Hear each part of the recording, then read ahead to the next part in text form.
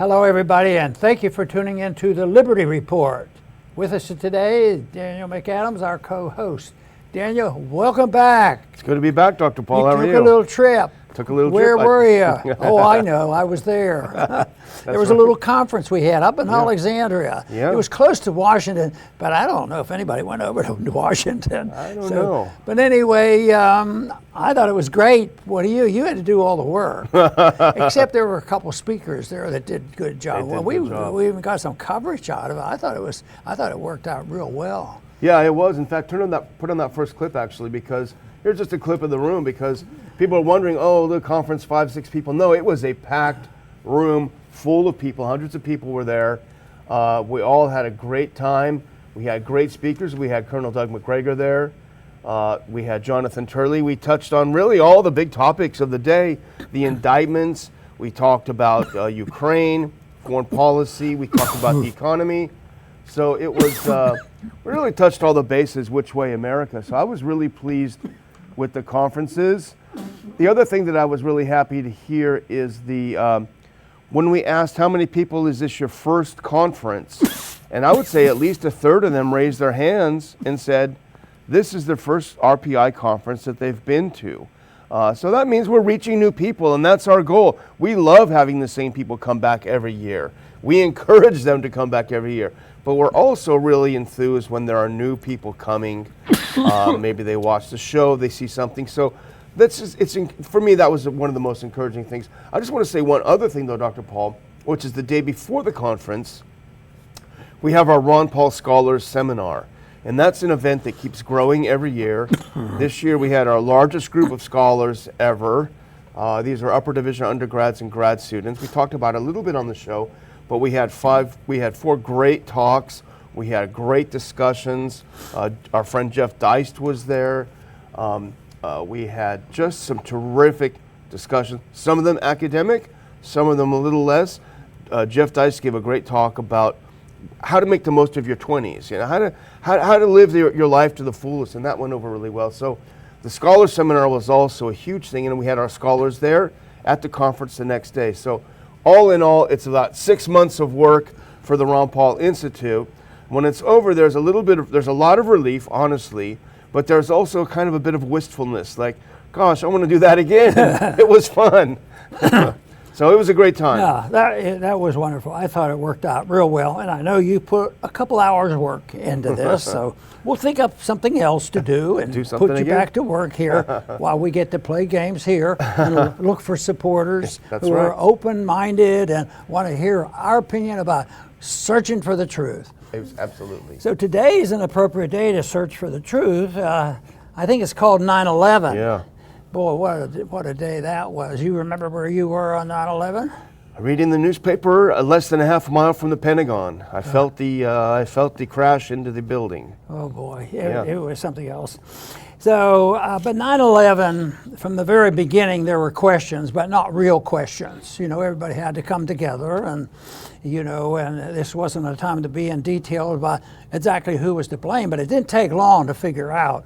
And there still remains a lot of unanswered questions. Of course, we had a commission to study this. Yeah. But, in my opinion, in general, a commission coming out of Washington usually is either to hide the truth or cover it up or change it or get somebody out of trouble. If somebody went wrong on a strategic problem, they'll hide who was the cause of it. But this was a big thing. The one thing I remember within the first week that we had a major vote, and that was on the Patriot Act. Yep. And that was so disturbing to me, but they were quite frank about it. There were no hearings. It was ready. We've had this prepared. It's been on this shelf, so they've reviewed it. Everybody knew it. Everybody knew what was in it, except the people who were voting on it. Yeah. But there was no way people were going to oppose it. I remember sitting beside one member of Congress who sympathetic to our views, and he was voting for it, and I was voting against it. I said, "Why are you voting for this?" He says, "Oh, I know you're right. It's a bad bill and all this stuff." He said, "But how am I going to go home and explain it to my constituents to be against the Patriot Act under these conditions?" Of course, my suggestion was rather frank. Well, that's your job. Yeah, exactly. That would be a strange thing. But I think it tells us a lot because it's ongoing. I think the big question of Building 7 is a big deal. Nobody's ever satisfied, the explanation of how that building went down. So this there's a lot of unanswered questions. But something came up one time in a debate that I was in, and the question was really around what was the incentive for people doing it? But the question really wasn't asked, and that's one of my because I believe the incentive was a little bit different than the conventional wisdom. So the incentive, they said no, it was just hatred and jihadism and this sort of thing.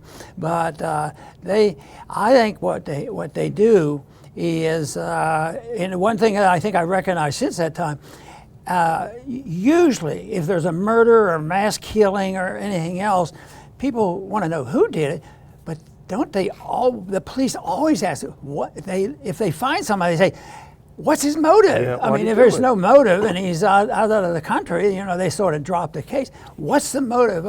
But I don't think they've ever asked that question. There's a few of us that asked the question, and they didn't even want to hear the question. Yeah, that's absolutely true. On the Patriot Act, it reminds you of that great saying, I think it was from the Clinton administration, never let a good crisis go to waste. They had it right there on the shelf, just like they had Iraq War II right there on the shelf. They dusted it off and put it into motion. The commissions were there really to reinforce the mainstream narratives, and that's what they did for the most part.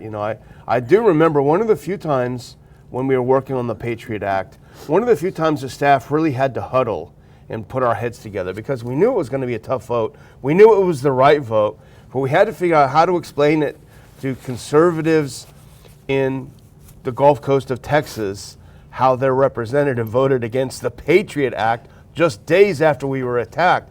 That was a baptism of fire because I had just gone to work for you, and I thought, this job is going to be hard. This isn't easy. If my boss loses, I'm out of work. So that was really, really, really a tough time. But I think all of us together, thinking about it, we came up with some great creative ideas. The Mark and Reprisal, remember, got a lot of attention from you, and there were just a lot of different things. Well, I guess you can't predict what would happen because people didn't expect to hear an answer during the debate, and it wasn't well received, and people had an attitude, this was the end. You'll never be on this stage again. Yeah. It went on, and the whole issue of the Patriot Act and 9/11 and taking a position and looking for a real cause, instead of it being a disaster, it was sort of a point that made it different after that somebody was willing to speak the truth, even though it didn't mean that I knew everything, because I certainly didn't, but I knew some things should have been asked, and it turned out to be instead of it being very, very negative taking that position, it turned out to be, as far as I'm concerned, positive in people willing to listen to an alternative viewpoint. Yeah, and that was the beginning of it. Let's put on that first clip just to remind everyone what happened 22 years ago today. Some buildings were hit by some planes and they fell down. Go to the next one. This is the famous devil image. I'll just put that because it's interesting. But you mentioned the Building 7, and that really is a sticking point in a lot of people's minds. I don't claim to know what happened, even though I'm virtually an eyewitness to some of it. But put on that one video clip, because this, I think, probably captures how a lot of people feel. Now, this is just someone that I found on Twitter, but I think he makes a very good point. That Building 7, he said, was my red pill. Let's just watch this for a second. Not hit by a plane or anything.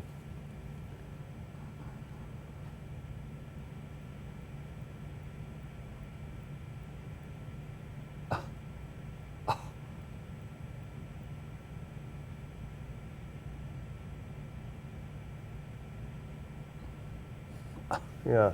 Just like a controlled demolition. Very, very strange. And the engineers and architects, that you can get maybe hundreds, if not thousands, to say that didn't come from the bombs or the planes. Yeah. So. Well, you know, I was eating fried chicken in Chattanooga the other day on the way home, and it's a restaurant called Champy's, and everyone puts dollar bills up on the wall with little signs on it. And one person put one up that said, jet fuel can't melt steel beams. So people are obviously still thinking about it. I'm not an expert, but it's interesting that people really do still think about it. It was almost like a calm demolition. Yeah. You'd have to say, looks like a controlled demolition. Yeah. Then the question is, once again, let's say, yes, it was controlled, but there were some very, very pieces of information in it that would hurt national security, that kind of thing. But the officials never really investigated that and had both sides heard. You know, it was just that it was part of the jihad, you know, that was doing this. So that to me is it will be around for a while, and I guess it'll be around for a while until we get people understanding what the real reason was, what was the excuse and what was the real reason. But of course, my point in my efforts on the floor or elsewhere was to talk about incentives and our policies. Is this all of a sudden? Well, George Bush explained it. Yeah. Our goodness. It was our goodness, and you know, our advancement, our liberties, and they couldn't stop it, or they didn't like our movies and things like that. That's what they did. That. Well, I don't know if anybody still believes that or not. Yeah. But most people, I think most Americans either forgot it, didn't know about it, or would wish they supply to do it. They have a campaign to deal with. We're trying to figure out who's telling a lie in this campaign.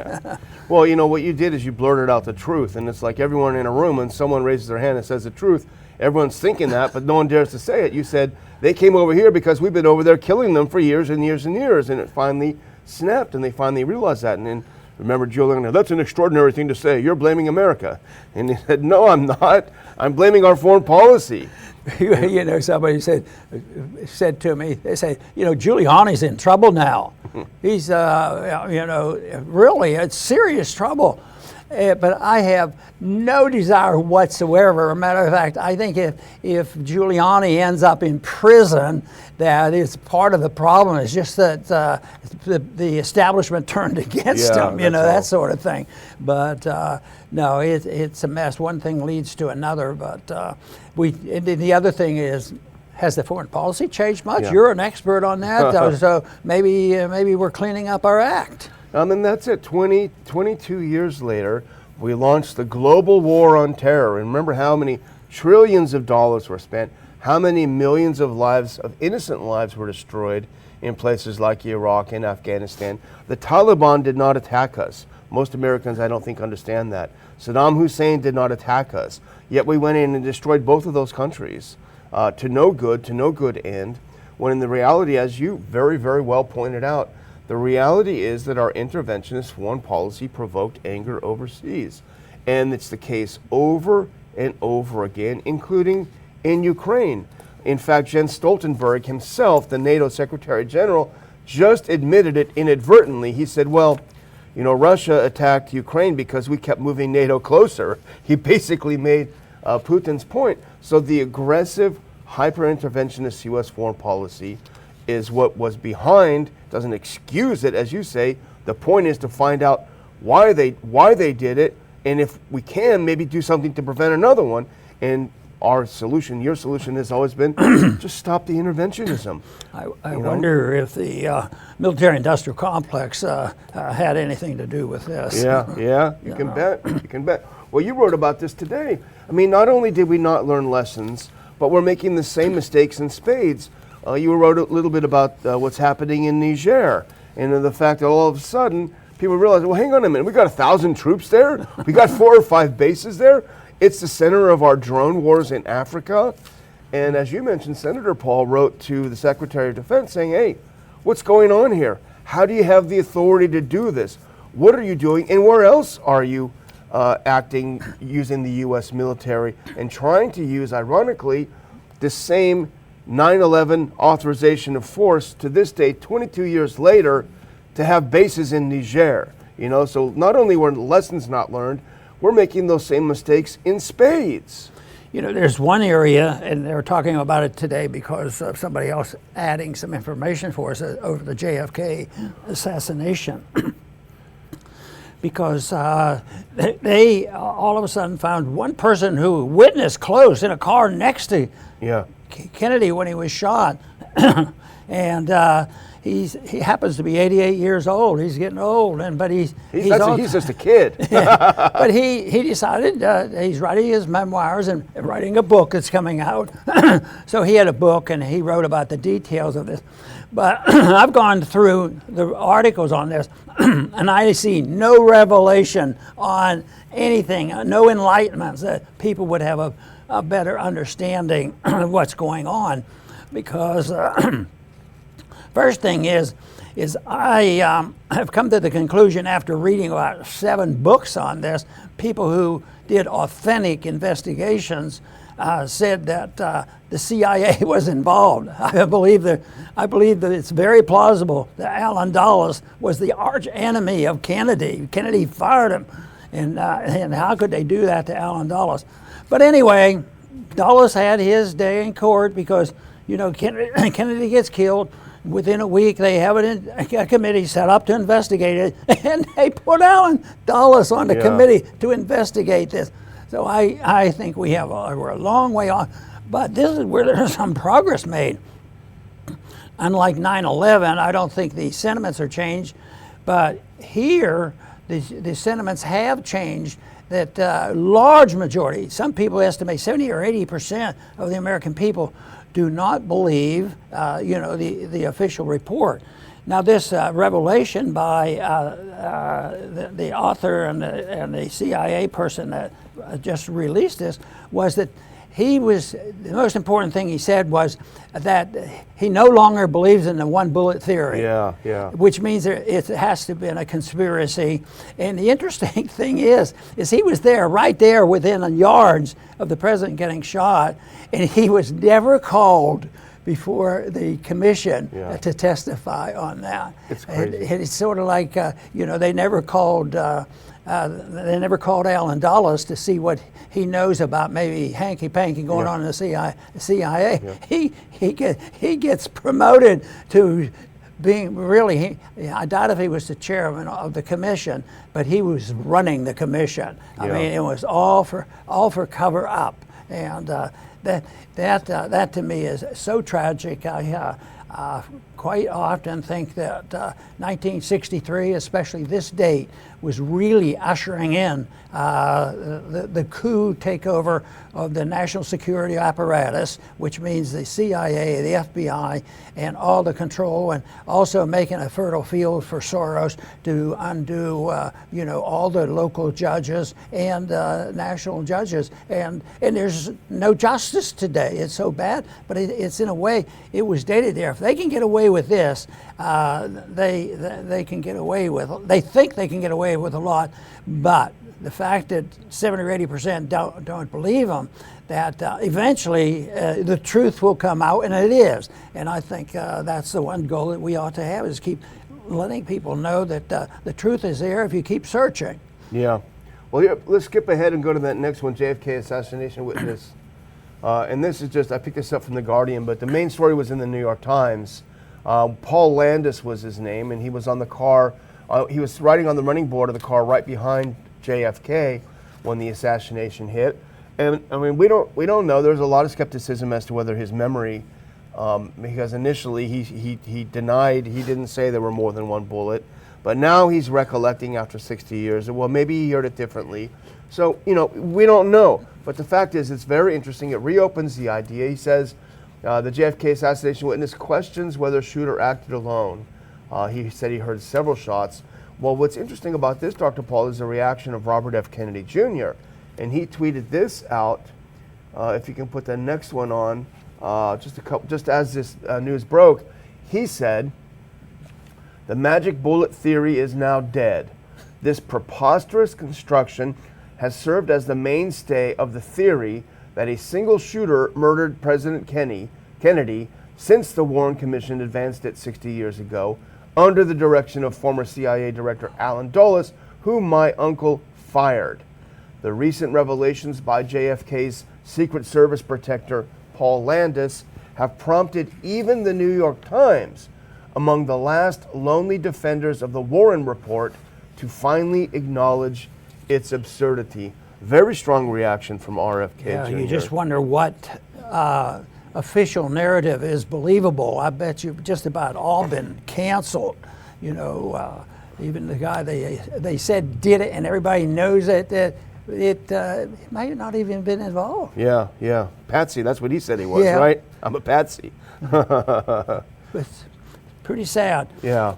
In the world, in the country that was and could be again, if we followed, the principles that were used to establish the country, that it was an example for the world, and it was used very imperfectly, operated, but it's still. Today, the odds of us being looked at around the world, I mean, the world is not in good shape, but they hardly have a good place to look for. Now, Yeah. they certainly can't come to us and say, well, we'll explain it to you why you have to become like us. Matter of fact, that is a dangerous thing that's happening right now, because more and more people are not interested in looking at us, and it's involving finances and militarism and our empire, and that scenario is just starting to unwind. Yeah, well, let's hope we can be a voice of reason. Well, let's move on to the last one we're going to talk about, and this is kind of a man bites dog story, because of all places, California, and of all places in California, in Berkeley, they did a poll, Dr. Paul, because the idea is to pay reparations for slavery in California from the California tax base, which, strangely enough, never had slavery. But let's put this on. Now, this is our friends in Hedge wrote it up. Reparations backlash. California voters oppose unfair cash payments for slavery, according to Berkeley poll. And it says the sprawling social experiment known as California faces an uphill battle on reparations after a new poll from UC Berkeley and the LA Times reveals that voters overwhelmingly oppose the idea of cash payments for black descendants of slaves by a 2-to-1 margin. How chintzy they are.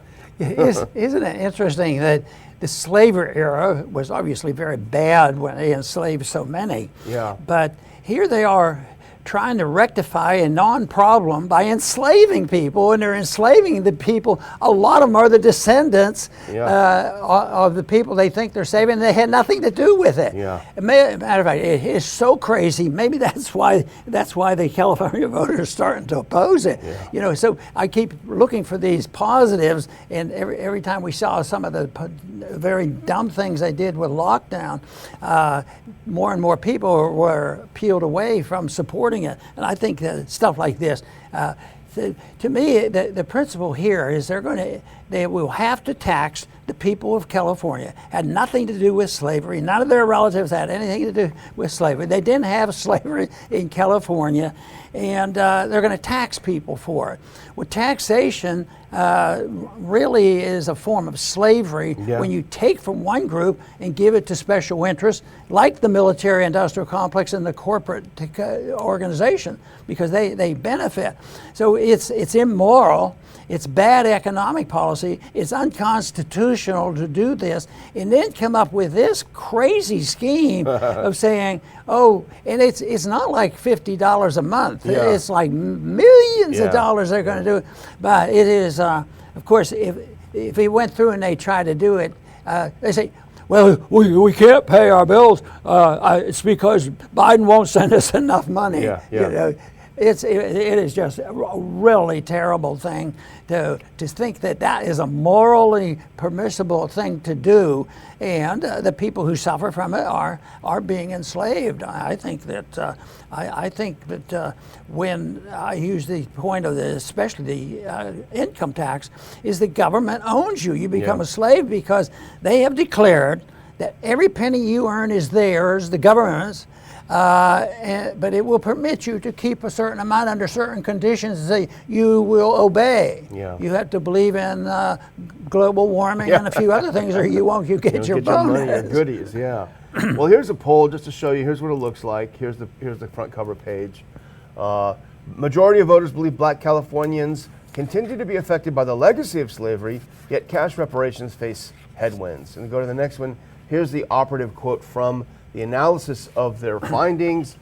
The poll finds that reparations for black Americans faces strong headwinds as most California voters, 59 to 28%, oppose the State Reparation Task Force's recommendations to make cash payments to the descendants of enslaved blacks currently living there. So massive, massive opposition. And here's Zero Hedge. If you go to the next one, here's their write-up. And they say, interestingly, just 19% of those opposed cited the cost as an issue. I found that interesting, Dr. Paul. He said, the majority simply says it's unfair to today's taxpayers and wrong to single out one group for reparations. So they didn't just even say the money's a problem. They just felt that it was a moral issue. Why should I have to pay for something that didn't happen in our state, and we certainly didn't do it? It really is a moral issue. It's a civil liberties issue too, punishing one group for the benefit of another.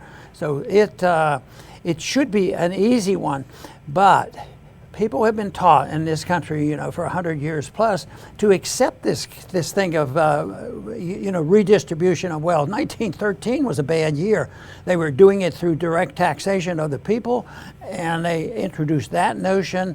And it's also been, at that particular time, they had another invisible tax. Some of them might argue, no, we're not going to raise taxes for this.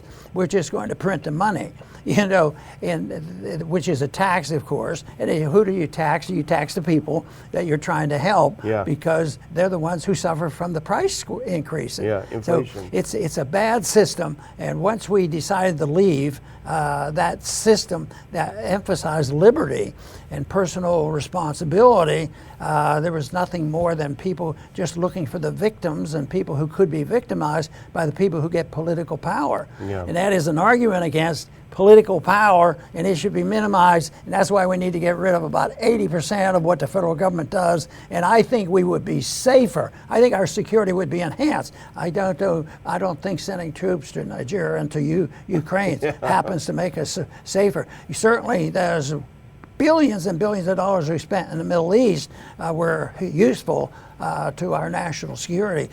They might decide to come over here and bomb us or something. Yeah, exactly.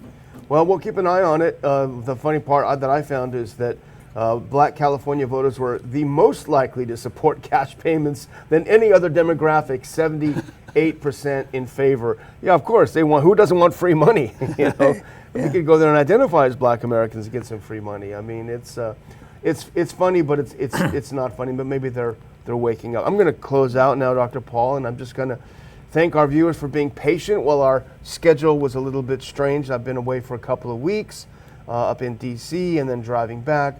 We had a great conference. We really hope that next time any of you who weren't there will be there. And I was a little worried, Dr. Paul. We had a big, long lunch break, and it was awfully tough to corral everyone back after the lunch because, as we said the whole time, and I think people who were first-timers there realized, the speakers are fantastic, and I learned so much. However, talking to people, finding like-minded people, groups were talking among themselves, and you could see people exchanging, business cards and phone numbers.